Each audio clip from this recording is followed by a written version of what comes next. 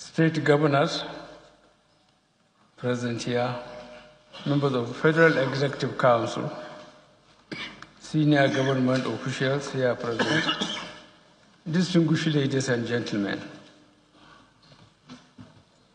It is my pleasure to present the 2019 budget proposal to this joint session of the National Assembly. This has been my last budget speech to the 8th National Assembly. I will review economic developments over the past 3 years and a half, with particular emphasis on 2018. I will then highlight the budget proposals for 2019, the full details of which will be given by the Honorable Minister of Budget and National Planning. The last 3.5 years have been challenging both at home and abroad. Commodity prices, both oil and non-oil, have been volatile. Global trends, be it security, trade, our politics, have also been unpredictable. Here in Nigeria, we have to cope with disruptions in oil production and exports, security challenges, and devastating floods. Through hard work and by the special grace of God, we have weathered these storms and made progress on many fronts, which is why we have cause to be optimistic about the future. The economy has recovered from recession.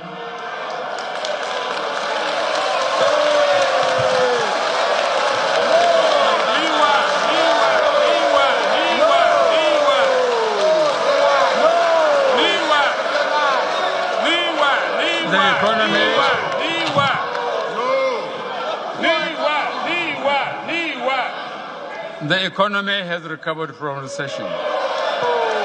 And we had 6 quarters of growth since then. We have done more work with less resources in agriculture, infrastructure, and social investments.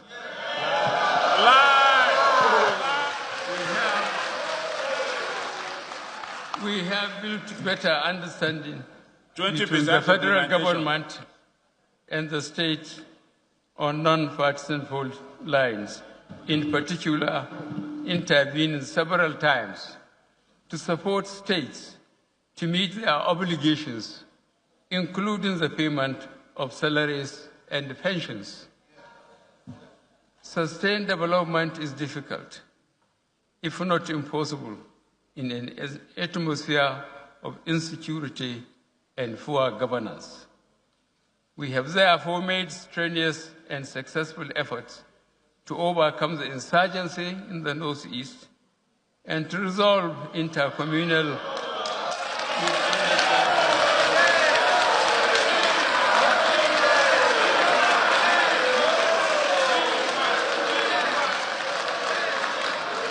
May I appeal to the honorable members that the world is watching us, and we are supposed No, it's not true. We are supposed to be above this.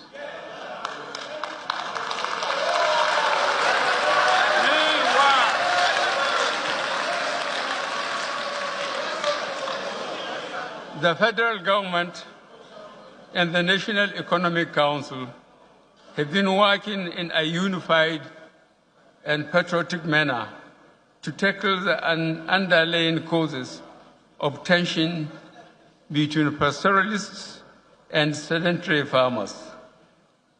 These conflicts have been a long-standing history caused mainly by competition for increasingly scarce resources occasioned by rising population and erratic weather conditions, a product of climate change.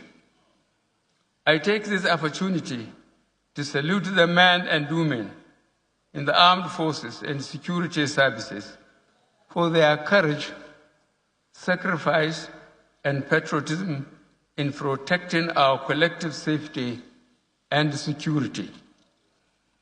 The federal government has also sustained its efforts in fight against corruption and improve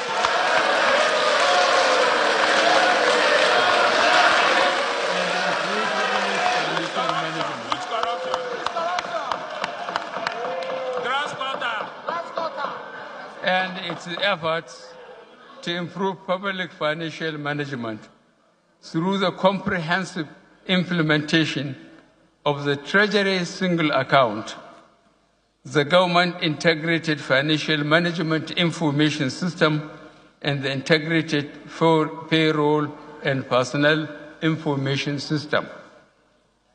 You may recall that as part of our commitment to improve governance, we joined the Open Government Partnership in 2016 with the aim of enhancing public service delivery, promoting business opportunity, enhancing government efficiencies, preventing corruption, and building trust in government. We remain committed to these and other institutional reforms that will enhance transparency and accountability in public service delivery. We also recorded several successes in economic management.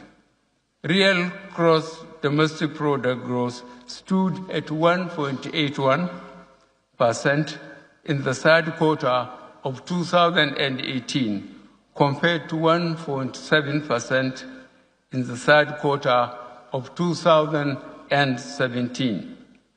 We have had a sustained accretion to foreign exchange reserves from a low of $28.57 billion United States dollars in May 2015 to $42.92 billion by December 2018.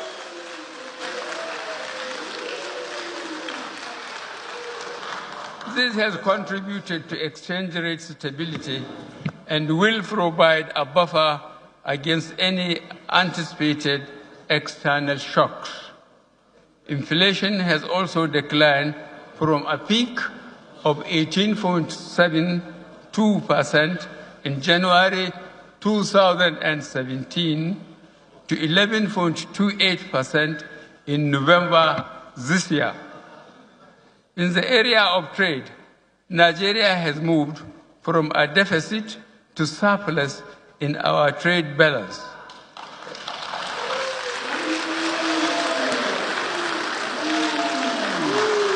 As at the third quarter of 2018, the trade balance was a surplus of 681.27 billion naira, representing a significant improvement from the deficit of 290.1 billion naira in 2016.